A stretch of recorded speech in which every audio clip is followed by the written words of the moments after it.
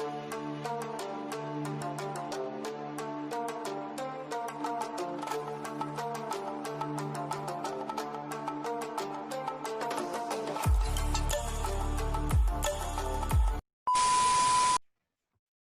alunos, tudo bem com vocês? Professor Vinícius aqui, trazendo mais uma aula de biologia. Na nossa aula de hoje, a gente vai fazer, então, a correção das nossas atividades que eu deixei para vocês na aula passada, e a gente vai dar continuidade ao nosso conteúdo falando sobre o sistema linfático. Beleza? Vamos lá, então, para a nossa aula de hoje.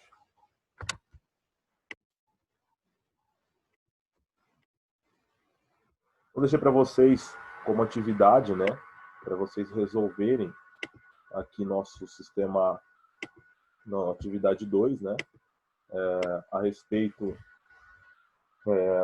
do nosso sistema de defesa, nosso sistema imune, tá? Então, deixei ali a atividade 2 e também aqui o Você Já Pensou Nisso. A atividade 2 dava perguntando assim para a gente, por que dizemos que o uso de vacinas é preventivo e o soro é curativo? Tá? E a resposta seria, devido às vacinas ativarem nosso sistema imunológico com a produção de anticorpos e o soro apenas age inoculando anticorpos e não ativa o nosso sistema imune. Tá? Então, o que acontece? As vacinas, elas servem para quê? Como a gente falou na nossa última aula, elas servem para ativar o nosso sistema imune de tal forma que a gente consiga produzir anticorpos, tá?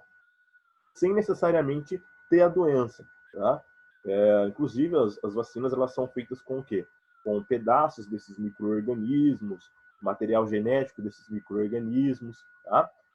Ou esse micro-organismo que a gente chama de inativado. Tá? Ele não está morto, mas ele não causa nenhum tipo de dano ao nosso corpo. Tá? E aí o que acontece? O nosso organismo entende que ele é um agente agressor, vai produzir anticorpos para aquele tipo de micro-organismo, pode ser uma bactéria, um fungo ou um vírus, tá? E aí o nosso sistema imune ele vai ficar com aqueles anticorpos presentes ali na nossa memória imunológica, que a gente chama, tá? E aí o que acontece? Quando eu entro em contato com aquele vírus novamente, com aquela bactéria, ou com aquele fungo, tá? Eu vou ter, então, já os anticorpos prontos para poder combater aquele tipo de agente agressor, tá? Já o soro, não, ele já traz os anticorpos prontos, tá? Para ir diretamente atuar naquele agente agressor. No caso, é mais comum a gente tomar soro contra tipos de picadas de cobra ou de inseto quando tem o veneno. Tá? Ah, professor, mas não pode usar soro contra outros agentes agressores, como bactérias, vírus e fungos? Também pode ser feito, tá? Inclusive, uma das terapias alternativas, né, para o SARS-CoV-02, né, que é o vírus da Covid-19, está sendo estudado, né, e está sendo testado também essa forma de soro. Tá? Pegar soros de pessoas, né, separar lá o plasma sanguíneo de pessoas que já contraíram a Covid-19, tá? E já foram curadas, pegar esse soro, extrair esses anticorpos do plasma sanguíneo, tá? E inocular em pessoas que estão com a Covid-19. Por quê? Ali eu tenho anticorpos que podem combater, então, ajudar essa pessoa a combater esse vírus de uma maneira mais eficaz, tá? Mas ainda não tem nada comprovado, mas é uma das formas também que pode ser utilizada, tá? Com micro-organismos, não apenas com veneno de insetos peçonhentos ou de cobras peçonhentas, tá? Bom, respondido então a atividade 2, né? Agora a gente vai lá para Você Já Pensou Nisso. Então, tomar uma vacina é uma decisão pessoal, mas afeta a saúde coletiva. Essa afirmativa é correta e justifica a sua resposta. Então, essa afirmativa, tá, pessoal, vai muito da opinião pessoal de cada um de vocês, tá? Mas é uma afirmativa correta, no meu ponto de vista, tá? Pois as pessoas que não tomam vacina ajudam na propagação de doenças infecciosas, que foi o que basicamente a gente acabou de falar aqui, né? Se uma pessoa não toma vacina, ela acaba sendo infectada por aquele agente patogênico, né? Podendo ser um vírus, uma bactéria, um fungo, e pode propagar para as pessoas que ainda não tomaram, tá? Ou que porventura não pôde tomar a vacina naquele momento, tá? E isso vai ajudar na propagação. Então, se a pessoa tem a oportunidade de tomar a vacina, tome, tá? Porque é muito importante para o nosso sistema imunológico e mais importante ainda para os nossos familiares e para os nossos amigos que estão ao nosso redor. Beleza? Agora a gente vai lá para a correção do em casa, tá? Que eu deixei para vocês, o em casa número 1. Muitos de vocês já me enviaram, tá? Na forma de foto, esse exercício, que eu vou atribuir nota depois no final do bimestre. Tá? Enem adaptada, né? O hemograma é um exame laboratorial, tá? Que informa o número de hemácias, glóbulos brancos e plaquetas presentes no sangue. A tabela a seguir apresenta os valores médios considerados normais para os indivíduos adultos. Os gráficos mostram os resultados de hemácia do hemograma, tá? De 5 estudantes adultos. Todos os resultados são expressos em números de elementos por milímetro cúbico de sangue. Tá? Então, aqui a gente vai ter um volume em milímetro cúbico. Só voltando lá na física, né? A gente está trabalhando agora com volume. Tá? Aqui a gente vai ter as hemácias, tá? Então, milhões de milímetros cúbicos por milímetros cúbicos, 7 milhões por milímetros cúbicos. A Luísa ela tem 5,5 milhões de hemácias por milímetro cúbico. O José tem 3,2 milhões por milímetro cúbico. A Maria, 5,9 milhões por milímetro cúbico. E o Roberto, 5 milhões por milímetro cúbico. Tá? Eu não vou ficar falando isso aqui um por um, porque até é uma coisa redundante, né? A gente já está observando no gráfico. Mas a gente vai ter um gráfico das hemácias, das plaquetas e dos glóbulos brancos. E todos eles possuem os mesmos 5 estudantes. Tá? E aqui a gente vai ter os valores normais, ou seja, uma tabela para a gente comparar aquilo que está fora do parâmetro e aquilo que está dentro dos parâmetros. Tá? Como a gente já fez lá na atividade número 1, né, que a gente falou a respeito de um hemograma. Aqui ele está perguntando para a gente, né, qual estudante tem, respectivamente, tá? Então é muito importante a gente saber sobre essa palavra, tá? Respectivamente significa em sequência, deficiência do sistema de defesa do organismo, tá? Ou seja, uma deficiência no sistema imune. Então, quem daqui tem deficiência no sistema imune? Quem está com glóbulos brancos abaixo de 5.000 a 10.000 por milímetros cúbicos. Tá? E quem que tem abaixo de 5? Quem tem abaixo de 5 é Maria. Tá? Então, já grava esse nome. Maria tem deficiência no sistema imune. Prejuízo no transporte de gases respiratórios. E quem tem deficiência nos gases respiratórios? Quem tem uma quantidade menor de hemácias, que são os glóbulos vermelhos, como eu falei para vocês, que fazem o transporte de oxigênio no nosso sangue. Tá? Então, qual que é o valor ideal para glóbulos vermelhos, para as hemácias? De 4,5 a 5,9 milhões por milímetros cúbicos. Quem está abaixo dos 4,5? José. Tá? Então, José ele tem deficiência no transporte de gases pelo seu organismo. Tá? E depois a gente vai ter alterações no processo de coagulação sanguínea. Quem são as estruturas, né, os elementos figurados responsáveis pela coagulação sanguínea? São as plaquetas. Tá? Então, as plaquetas são responsáveis por esse processo de coagulação. E a quantidade mínima que a gente tem que ter é de 200 mil por milímetro cúbico. Tá? Quem está abaixo desses 200 mil? Roberto. Tá? Então, Roberto ele tem deficiência no processo de coagulação sanguínea. Tá? Então, juntando todas essas respostas em sequência, ficaria: Maria possui deficiência no sistema de defesa, pois a quantidade de glóbulos brancos está abaixo da quantidade ideal. José possui deficiência no transporte de gases, pois a quantidade de hemácias está baixa. Tá? E Roberto possui deficiência na coagulação sanguínea. Tá? Então, aqui a gente vai ter as 3 em sequências, tá? Que o exercício pediu para a gente, respectivamente. Tá? Por isso que é muito importante a gente interpretar a pergunta. Tá? A gente poderia colocar de uma outra forma e estaria errado. Tá? Por isso que a gente tem que sempre observar esses mínimos detalhes. Tá? E agora no 2, né, ele está pedindo para a gente construir um mapa conceitual, né, sobre o sangue, suas funções, em que constem os seguintes conceitos: plasma, elementos figurados, hemácias, leucócitos, plaquetas, oxigênio, água, proteínas, sais excretas. Não se esqueça de colocar os conceitos em ordem hierárquica e ligá-los aos elementos adequados. Os elementos de ligação e as funções dos elementos figurados não estão destacados. Você deverá adicioná-los corretamente. Tá? Então, eu trouxe aqui um exemplo para vocês de mapa conceitual. Tá? Não necessariamente tem que estar igual a minha, tá?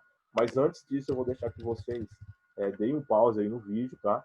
Para corrigir o número 1 do em casa de vocês. Beleza? Então, para aqueles que já deu um pause, fez a correção, agora a gente vai lá ver o mapa conceitual do em casa número 2. Tá?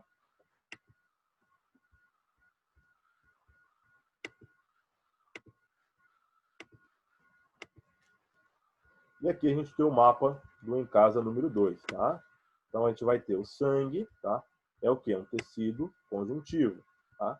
Ele tem origem aonde? Na medula óssea vermelha. Tá? A gente vai ter ali a origem do sangue, tá? O plasma, ele é rico em quê? Em água, cálcio e proteínas, tá?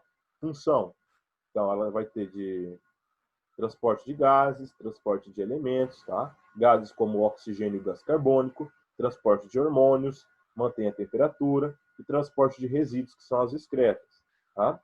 Elementos figurados no nosso sangue, a gente vai ter os leucócitos, eritrócitos, tá? Os glóbulos brancos, que são células de defesa do nosso corpo. Tá? E depois a gente vai ter as outras coisas.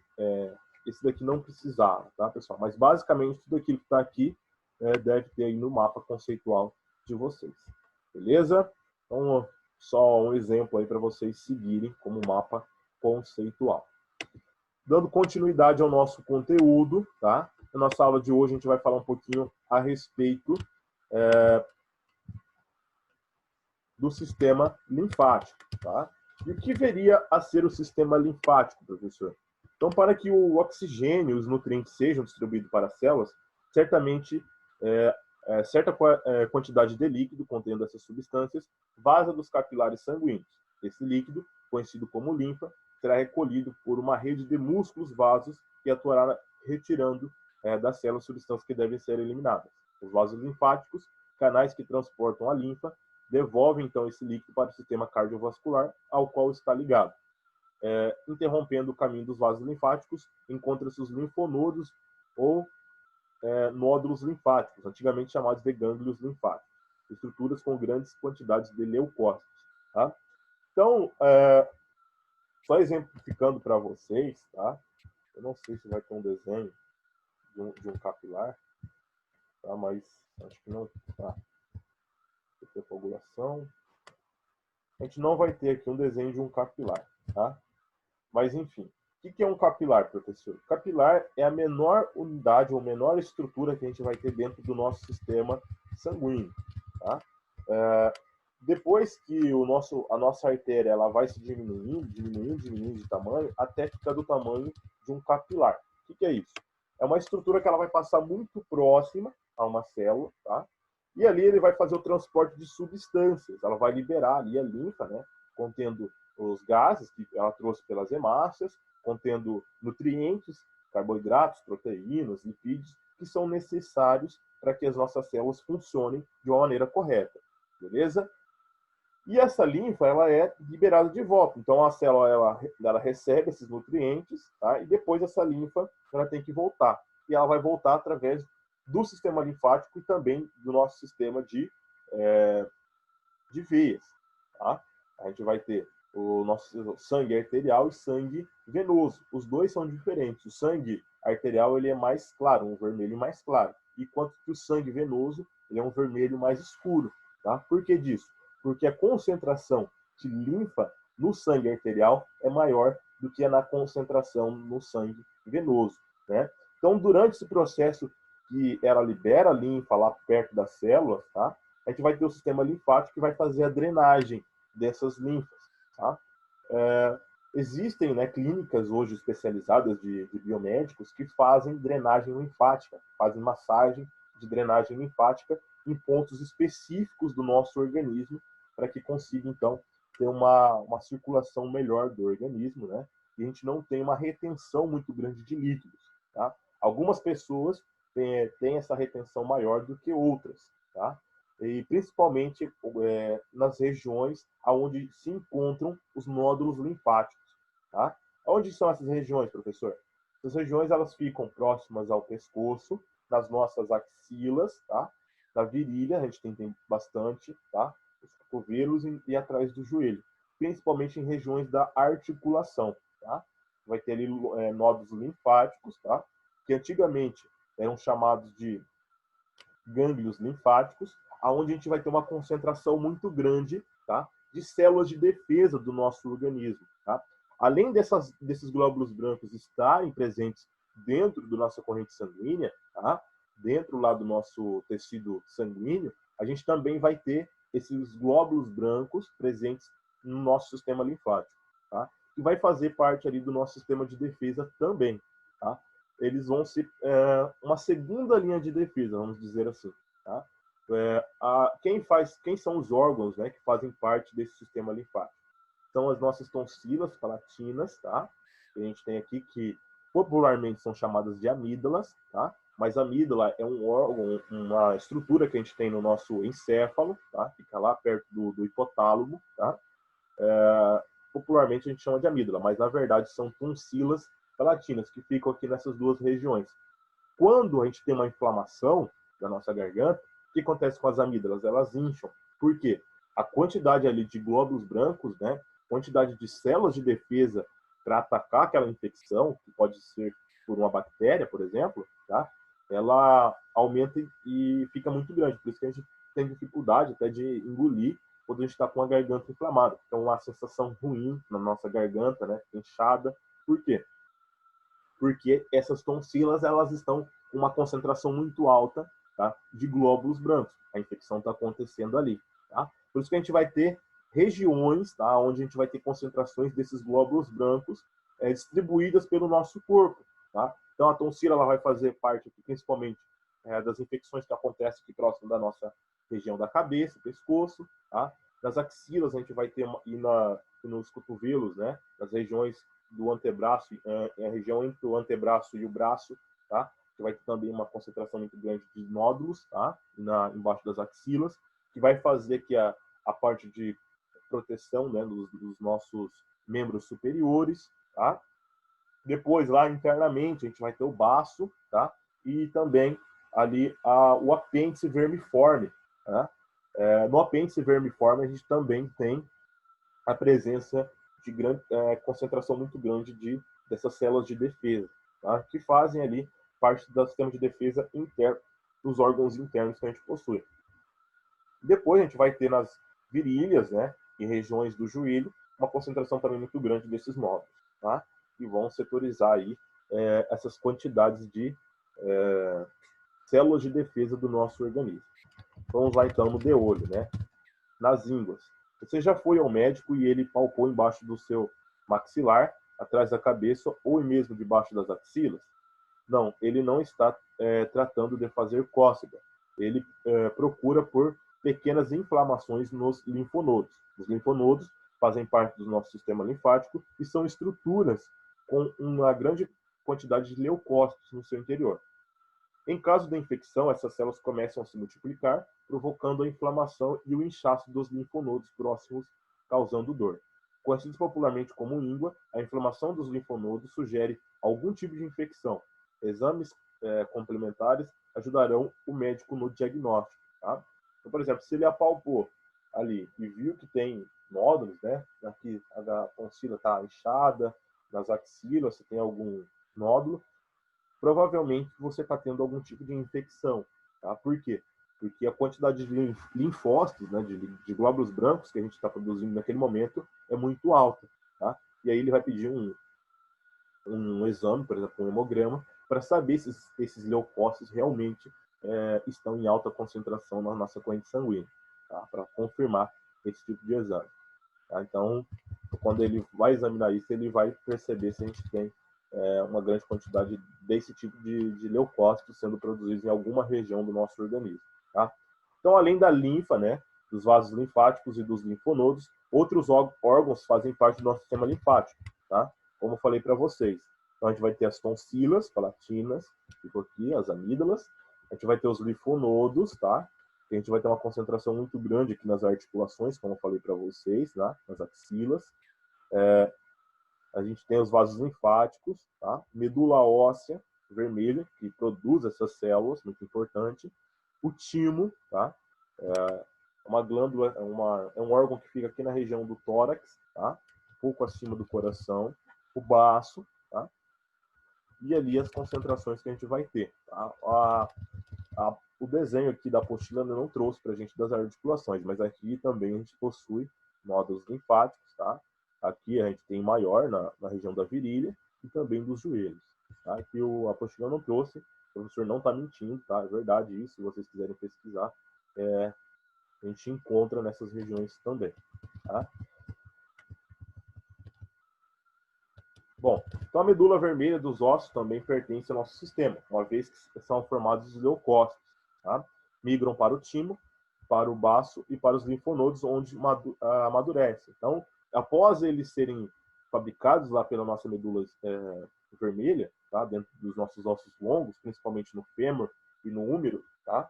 São duas regiões onde a gente tem uma concentração maior dessa medula vermelha, a gente vai ter, então, a maturação dessas células. Tá? E aonde ocorre essa maturação, professor? Essa maturação ela ocorre, tá, lá dentro, tá, dos órgãos linfáticos, que são o timo, do baço e dos linfonodos, da tonsila palatina, tá, que é onde que a gente vai encontrar a maturação deles e aonde eles vão atuar diretamente em uma infecção. Tá? Então, antigamente conhecidos como amígdalas, né, como eu falei para vocês. Em resumo, podemos dizer que o sistema linfático tem 3 funções principais: drenar o excesso de linfa que sai dos capilares para os tecidos, transportar os lipídios resultantes da digestão, após a digestão dos lipídios, né? Ácidos graxos, glicerol, que não são absorvidos diretamente pelos capilares sanguíneos, na verdade, chegam ao sistema cardiovascular pelo sistema linfático. Tá? Então, toda vez que a gente ingere algum tipo de gordura, tá? Quem faz a absorção dessa gordura não vai ser os capilares, e sim os vasos linfáticos, tá? Que vão absorver essa gordura, tá? Esses lipídios que a gente acabou de fazer a digestão, e depois eles vão cair na nossa corrente sanguínea e vai ser transportado por todo o nosso organismo. Tá? E o 3 participa no processo de resposta do sistema imune. Como eu falei para vocês, né? Vai ser uma segunda resposta. Quem vai chegar primeiro? São os glóbulos brancos, nossas células de defesa que estão na corrente sanguínea. Por quê, professor? Porque o nosso sangue, tá, possui uma bomba, o coração, que vai levar esses líquidos de uma maneira mais rápida a todas as regiões do nosso corpo rapidamente. Por exemplo, quando eu furo o dedo, vai sair linfa ou sangue? Sai sangue. Por quê? Eu tenho uma bomba ali dentro mandando sangue lá para a ponta do meu dedo. Tá? A linfa ela vai chegar depois, tá? Mais uma rapidez menor, tá? Mais lenta. Por quê? Ela depende muito das contrações musculares, dos nossos movimentos, por isso que a gente tem que praticar esporte, tá? Caminhada durante o nosso dia a dia, para que esses músculos trabalhem e consiga fazer a drenagem dessa linfa, dos tecidos, né? E fazer com que essa linfa ela circule com a maior facilidade no nosso organismo. Tá? Ela é como se fosse a segunda leva de soldados. Tá? Primeiro vai os soldados que está lá no nosso tecido sanguíneo, no nosso sangue, depois chega a segunda cavalaria, que seria da linfa. Beleza? Falamos então a respeito do nosso sistema linfático, tá, pessoal? Como tarefa, eu vou deixar para vocês, tá? Isso daqui a gente vai entrar na nossa próxima aula, sistema urinário e equilíbrio do corpo, na nossa próxima aula, para não ficar muito extensa essa aula nossa de hoje, tá? Então eu vou deixar para vocês 2 perguntinhas aqui no sistema plural, tá? Não vou deixar aqui do livro, tá?